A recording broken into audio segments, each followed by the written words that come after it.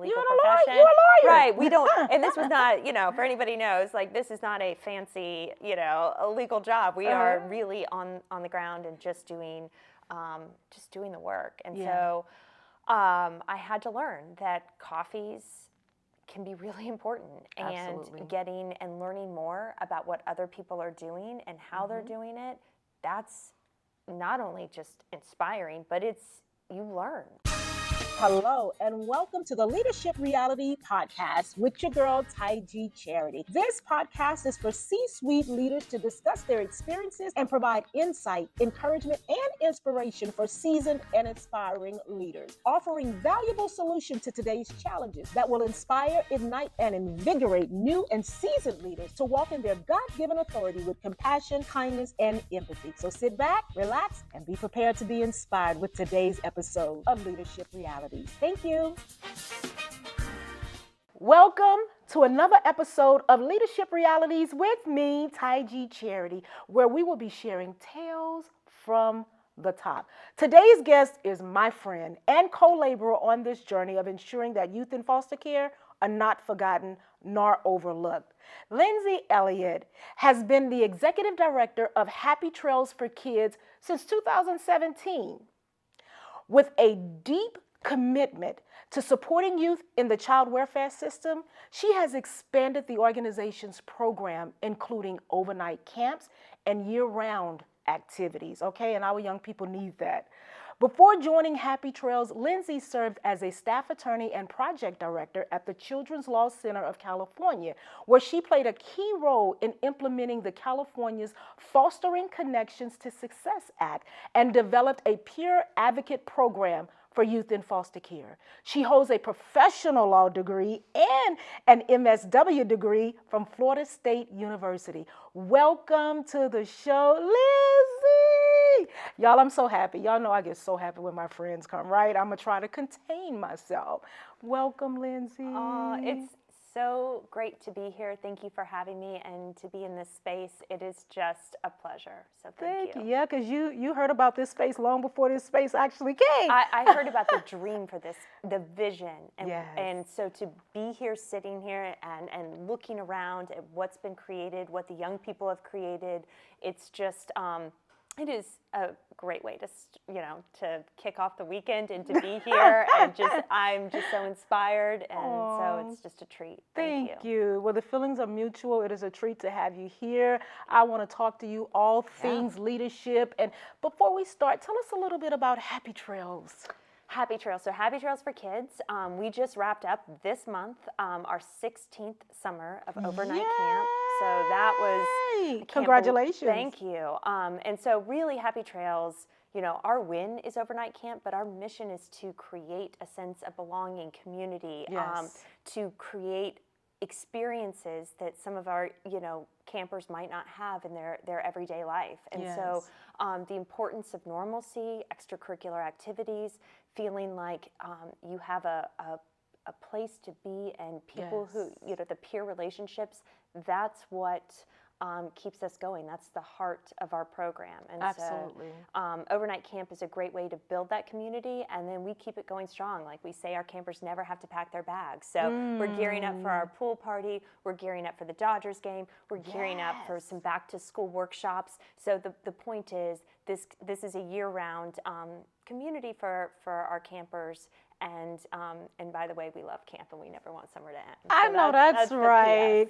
I think every kid should experience camp, right? I was a Girl Scout and I went to camp and I was like, oh my gosh, we were doing the melting of the marshmallows, the s'mores, and just all the fun things. But it is a great place to belong, as you said. And I remember one of the treats, I attended your fundraiser last year, and I'm just walking around and this young lady was like, I know you. And I'm like, you know me? She's like, yes. She was like, I did the Kids in the Spotlight program. I was like, oh my gosh. Like some 15 years ago, I think. She was one of the early on youth, but she just raved about how much she loves Happy Trails and the camp and all of that good stuff. I love hearing that. And that is what's so cool about Happy Trails. So you can start as a camper at 7, and you know, we can grow up with you. You can become a junior leader. So our oldest campers are 15, but you don't have to stop having the fun. You can be a junior leader and attend camp, and then most of our camp counselors are former campers, and about 70% are young adults with lived experience in foster care. And so I mean, we have counselors who are in their mid-30s, and they're saying we're not you know, camp. We're still I love it. every summer. I love it. I'm serving as a leader, but I'm still camping. That's right. That's right. Yep. I'm still experiencing the joy of camp, right? I still sing those camp songs and do the ropes and be an inspiration for all of our campers, the hundreds that we have each summer. I love it. Well, I want to hear about your journey of becoming the CEO of Happy Trails, because you worked at the Children's Law Center. You are an attorney, right? I'm a lawyer. So tell me about that journey. How did we make that transition? Oh my gosh, right. If you had asked me where I would end up, I'm not sure I could have even guessed this would be it. But it really, you know, it actually does make sense. So I always knew I wanted to be a lawyer for children. So that was always my passion. In the Children's Law Center, I moved from Florida out here because in Florida, children didn't have a right to attorney. In California, they did. Oh, and so wow. that was an important. I did some clinics in law school, and so I knew this is what I wanted to do. And along the way, I got introduced to Happy Trails for Kids because our president of Happy Trails for Kids, Susan Abrams, she's now deputy director at the Children's Law Center, but at the time she was just a staff attorney like me in the courtroom with hundreds of clients, and she sent this email around and said, listen, I'm starting this camp, and you know, do you have any clients who would want to come? And at that very day, I had some clients where I had tried every court order, every resource that I knew, and I simply felt like there was nothing that was really helping. Like for lack of they were just really unhappy. I mean, that's just and so I thought this will be great. And so I referred my clients. They went to camp. I saw them on a progress hearing a few months later, and it was like, that was the thing. They couldn't stop talking about their experiences, the confidence in them, the happiness, the joy that was just there. And so I was new-ish to California. I always wanted to volunteer and get involved. And so I thought, well, that works, and I want to get involved with that. I know, that's right. That's what I'm going to do. So I became a volunteer for Happy Trails for Kids, and then later became a board member. And then along the way, in my legal practice and policy work, it just became more and more clear that these sort of community organizations and sense of belonging and the confidence and new skills, that this really is what matters. Yes. And so even when I transitioned to working exclusively with our young adults in foster care through extended foster care, you know, when we would be closing a case and here this young person is 21 years old, we're all sort of asking the same questions, like, you know, who do they feel connected to? Who can they count on? And those answers were really still not okay. It's not enough. And so too many blanks. Too many blanks. Absolutely.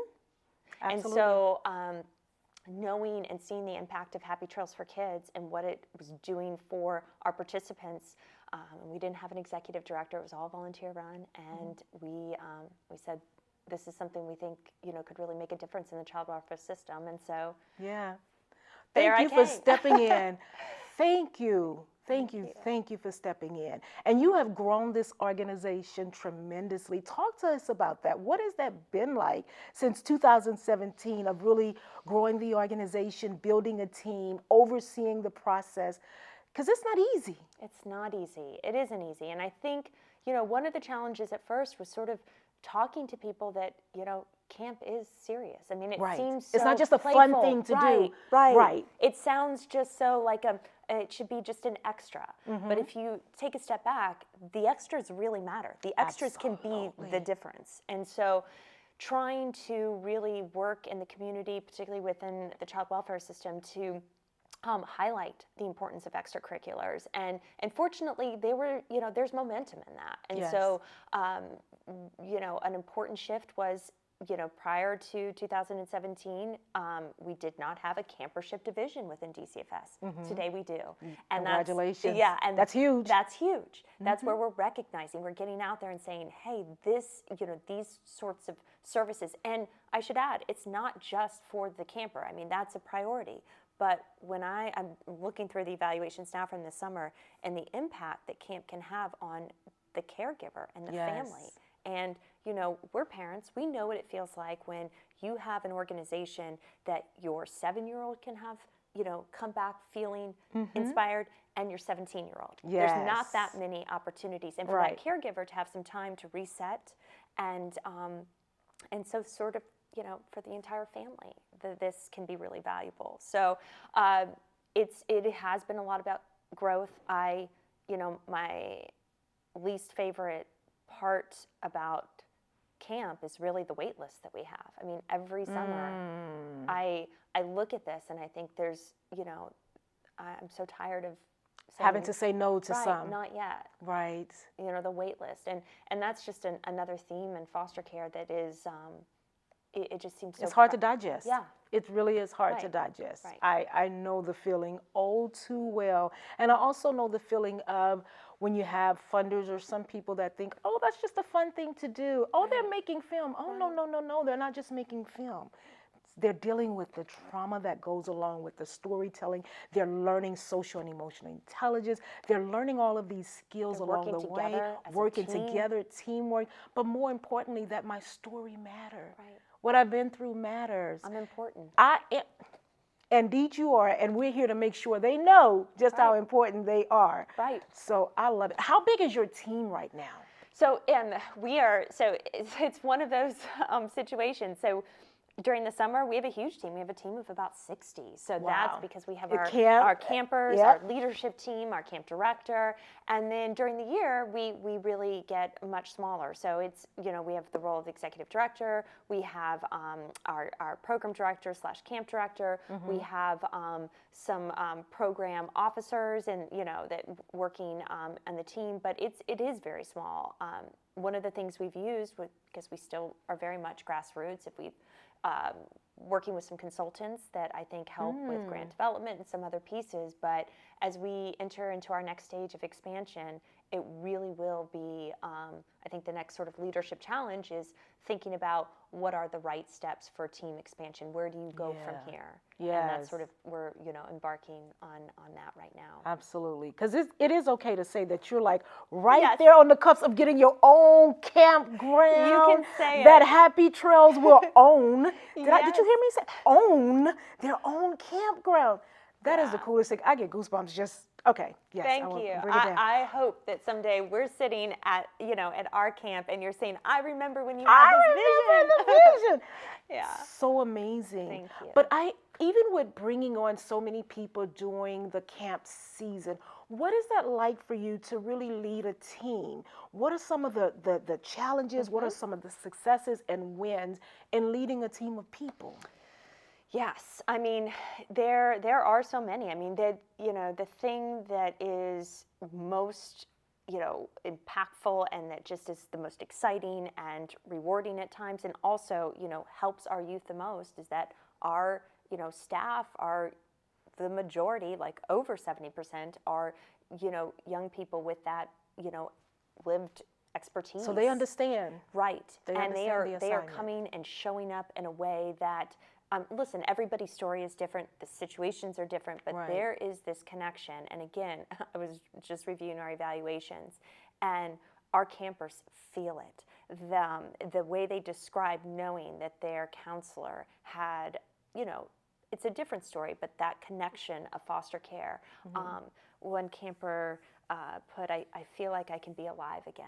And it's just, these words are just so profound. And so that's wonderful. But, overnight, I mean, hey, being a camp counselor sounds also like a super fun job. It's really hard. Imagine like supervising. You're responsible for a lot of kids. Yeah, a cabin full of kids who, are all coming with their own experience. So to that end, what's challenging is, we are asking a lot of our team in a short amount of time under very difficult conditions. It's hot. You might have some kids who, might be taking, feels like 80% of your energy to, so those are the hard pieces. And then also, our counselors, are also trying to balance their own feelings of this. You know, they might Absolutely.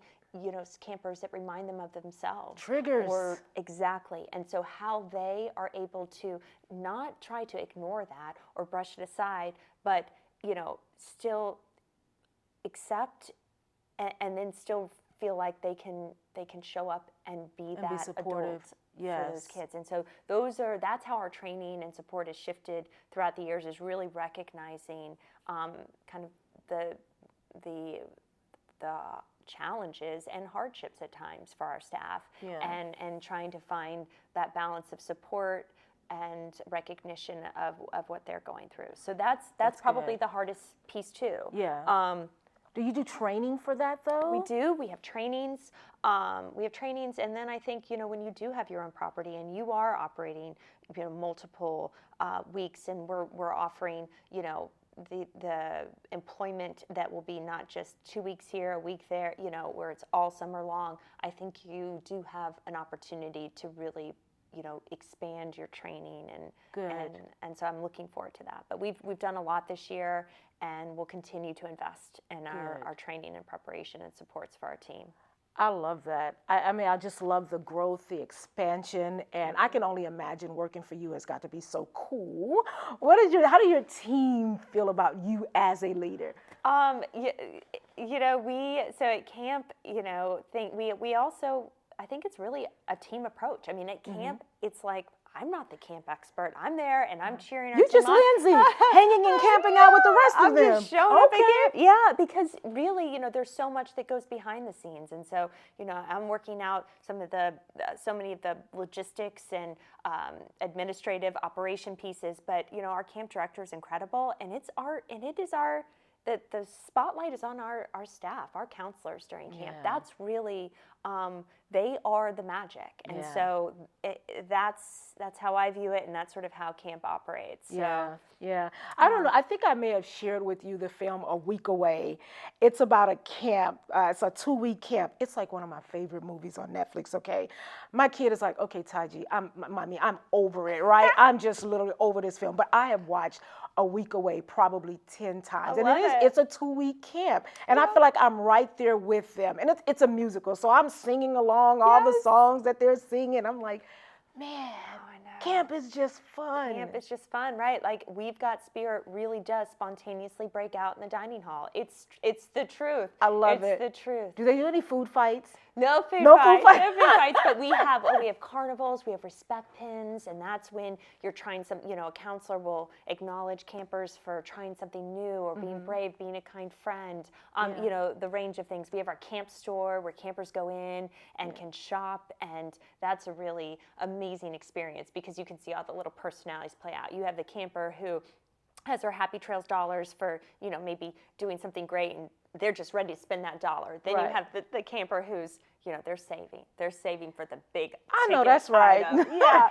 And then camper shopping for their siblings. And that's really cool too, to be able to be a spot and a connection for some of our campers who don't live with their brother or sister, but at camp, they're able to be together. And that is incredibly important. And we should be creating, as a system, more opportunities for that sort of authentic, natural play and fun that we want our siblings to have. Absolutely, because times are just so different now. In tech, I just had my last guest, we were talking about, you know, the tech world, but being able to just get outside and play and enjoy nature. A lot of our kids, they don't have that opportunity. So I just love it. It's just all around, I just love it. So let me ask you this. When did you first realize that you were a leader? Oh, you know, gosh, that's such a good question. I think, you know, I'm not just saying this, but overnight camp had a big role in my life. And so I was shy, and I can still be shy at times. And so I went to overnight camp, and 2 weeks, and it was, Was it A Week Away? Were you in the movie? No, yeah, exactly. Oh my gosh, yeah, Camp Keystone. That was it. I'll never forget. I mean, I've told this story before, but I still wear like the lipstick that my camp counselor wore. I was like, I just saw everything that was the coolest thing ever. So that was a turning point for me, really, and kind of gaining confidence. And then, you know, it built, and that's the great thing about confidence. And in high school, I was a student student president, student body Yes. president, and then in college, really involved in my sorority. I was president of my sorority, and these are things where you're practicing leading different people through different things and public speaking, and so but it all sort of started, I think, from camp. That's good. What sorority were you a part of? I was Kappa Delta. Kappa Delta, and I'm sure you're probably still active, or I'm from alumni, and I like going back, and I still have all my friends, but I'm not. These are the things that like slip away when you don't have time. I don't have time. Tell me about it, because as a leader, you wear multiple hats. Yeah, trying to balance it, and really for I have young children, and I want to make sure I'm there for those things. So, yeah. What are some of the things you identify as good leadership? Right. This will sound probably familiar to you, but this is something I think about at least once a day as I'm going through, you're doing things right, but are you doing the right thing? Oh, look. See, Lindsay and I are in a leadership course together, and we get the benefit of reminding one another of these types of questions. Talk about that a little bit. Right, because we, and this came up even last week, we have important things and we have urgent things. Right. And it feels great to take care of business sometimes, and it should. You aren't messing up, but strategically, is that really where your time should be spent? Right. And so I think being able to think to still be productive and efficient, all of those things we want to be, but to have a higher, vantage point and to look down, that's harder to do. It is, especially when you're somebody like me. Everything is urgent. Right. I'm like, we got to sweep the floor yesterday. Like everything is urgent. Or those tendencies, and this is so this is my age, in mid-40s, but I still really get a lot of satisfaction of crossing something off that I've written down. And I'm one of those who did something, write it down, and just cross it off. Oh, that should have been on the list. Yes. But that is something that really is guiding my work right now and how I approach my leadership responsibilities. Good. The other piece that I thought was really helpful, and one of our colleagues pointed this out, was to be able to really absorb and embrace the moment. Yes. Because there really is no destination. Right. I don't know if that struck you. Oh, yes. Was that See It yesterday? That was Bill. That was, of That course. was Bill yesterday. You had Bill as a guest, so you have to go back. Bill Thompson, the CEO of Young Storytellers, always dropping nuggets. Yes. Always. Yes, because I do. If I can just get here, then I will have done, and so instead. And then the other, are bringing people, you can't do it without a team. Right. And whatever your team looks like. I mean, our team's really small. We have a small budget, grassroots. So, our team could be our board, our volunteers, the people in the community, our partners. Right. And, keeping those relationships strong, so we're all sort of working towards this goal. Yes. That, is also strong leadership. And that's Absolutely. something I'm always trying to work on. And I see it in others. And it's really, it all, at the end of the day, whatever we can do to support our kids. Yes. And our community. Absolutely. Yeah. And as a CEO, you're the one that's sort of out front, Right. trying to make these connections, trying to maintain these connections, trying to cultivate these relationships, and also selling the fact that, look, join us in making a difference, join us in making an impact. Because I say all the time, this work takes a village. Yes. And building that village is so important. Yes. How much time do you spend really being out there cultivating these relationships? I'm one of those that until I learned, I was so much more comfortable sitting at my desk, and I thought I'll just keep writing. Me and too. If I write enough and do enough that way, that is it. Because that's what I was coming from a legal profession. You're a lawyer. Right. We don't, and this was not, for anybody knows, this is not a fancy, a legal job. We are really on the ground and just doing the work. And so I had to learn that coffees can be really important. Absolutely. And getting and learning more about what other people are doing and how they're doing it, that's not only just inspiring, but you learn. And Absolutely. so to keep fresh, yes, those, And I do, for my personality, I have to remind myself to do that. And then when I'm there, I'm like, thank goodness I am seeing this. This is real, this is real work. This is real impact. And Absolutely. what you can take back, all the better. Absolutely. Showing up is half the battle. Because I too can relate. I'm a behind the computer kind of girl. And that was one of the mistakes I made. I guess I shouldn't say mistake, but one of the learning curves that I had to kind of really embrace and overcome was, Taiji, you have to get out there. You have to talk. I was behind the computer. I'd send you an email about all the amazing things that we're doing. And I'm like, isn't this great? Don't you want to support?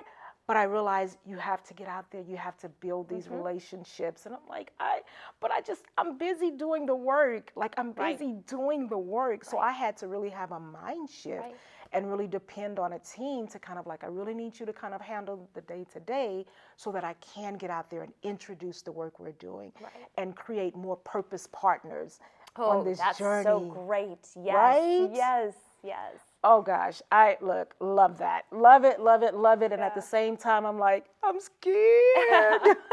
Kellyanne, who's over City Scholars, one of the things we always talk about is making our mission greater than our fears. Yes. And that's something I had to really sort of talk myself through, making the mission greater than my fear and embracing my role. And it has been, just from somebody who has watched you now for 6 years. Not many, It's been 6 years. Yes. It's been 6 years, and to watch how that has transformed, that concept has transformed you, and how you talk, in our, and these are, this is, you're talking not for a show. These are authentic conversations that we would have probably not anywhere else. But just seeing how you are approaching it, and then actually watching the difference that it's made play out is, that's like the lesson right there. It doesn't, we don't need anything else. Right. It's like, come watch. It's like we almost want to, show a video of like how you've thought about fundraising and development and talking about your passion and your mission over the years. It would be a lesson. Right? It has evolved, right? It's evolved. It's evolved a lot. Yes. Well, I'm grateful to be in a community with other leaders like you where we share resources, because I know it's because of you that we got a funding from the Whittier Trust, which is sponsored by the Hilton Foundation, right? Lindsay was like, I want to introduce you to Janice. And I'm like, thank you, which led to, ongoing support. And that's what I love about our community at City Scholars. And that's what I really want to see more of in just leaders in general. Yeah. Like, it just felt great yesterday or resources. earlier in the week when we were working with another colleague, thinking about how can we, share more about what this young person is doing and the work, and, and yes, that feels great, because it isn't just about us and our organizations. We are, trying to strengthen the community and improve the lives. Absolutely. And to partner with youth in ways that, we think will make a difference. Absolutely. Absolutely. Do you follow any trends in leadership? I'm not a trendy person in general. All right. That is it. But no, but I do follow, I do certainly, I'm not a camp director. At the end of the day, I am really focused on child welfare. I'm a foster care, that's my expertise. That's where my career's been. And so, yes, I very much stay current on the policies and kind of landscape of child welfare, both legally, changes in the law, because we can use that. That's Absolutely. The one thing that I really think makes our program stand out. I'll never forget, there was a social worker saying recently last summer, it's like, this youth doesn't deserve, she's AWOL, she doesn't deserve camp. This would be a reward for that behavior. And it's like, ooh, those fighting words. Okay. Yeah. No, let's rethink this. Yes. Let's talk about a need, and let's talk about how we can, optimize this opportunity. This young lady wants to go to camp. Let's talk about what we can do to find, to find a place where she feels secure and safe, and and so it doesn't hurt that we have no problem calling their CLC attorney and say, let's work together. I have this letter. Can we send this to the judge? Can we get this, a walk on? So I think having an understanding of how the legal system works, the rights of our young people, that's, there are great laws out there, and they just, you know, a law or a policy is only as good as somebody utilize it. Yes. Yes. Mm-hmm. Yeah. And so that feels really good when we can step in and open pathways and opportunities and that at the end of the day support our families. Amazing. Yeah. So the trends you follow are policies. Policies. Making sure you are up on the laws, knowing what's happening. Yes. And then I do go to camp conferences. I don't want you to think that I don't love camp. I do. I go to the American Camp Association. Oh, great. Which is an amazing thousands and thousands and all the innovative work, because you realize camp, you know, we're not the only ones that are saying camp is important all across America. And if you think about families, when they think about, okay, what is my summer like? Camp's a big part of that. And so we just want that equity. We want that opportunity for our youth who are experiencing foster care to have that same feeling. When they go back to school, they're going to talk about what they learned, the friend that they made, and what they did. Absolutely. Love it. Tell me about a leader that you admire. I know we got to wrap it up. My team is always like, you got to wrap it up. I'm like, I don't want to wrap it up. Right. But tell me about just a leader or a few leaders that you admire. Yeah, I've been asked this question before, and I think about the people who are in our space, you know, that are just doing things. I admire the leadership at the Children's Law Center. I admire the leadership in these incredible nonprofits like yours. I do. I think about the people who are doing innovative work. So it's not like one leader. I guess I admire the concept that I think, you know, living in LA County, it certainly has its disadvantages, right? There are hard parts about our county. Absolutely. But I don't know anywhere else in the world that has more innovative, creative nonprofits that are here trying to have, you know, a different approach, an intervention that, you know, could really be the difference maker. Yes. And so I am in awe of that, and I love being in this creative community and watching that. I'm right there with you. Yeah. I'm right there with you. Anything else you want to share before we have to land this plane, okay? Any nuggets you want to leave about leadership? Any? You know, I was thinking, you know, just looking at some of the questions that come up, you know, if you want to be a leader and what you would want to, you know, what steps can you take or insights? And I would just say that if there's an issue or a topic or something that you're passionate about, that getting involved on the ground. Yes.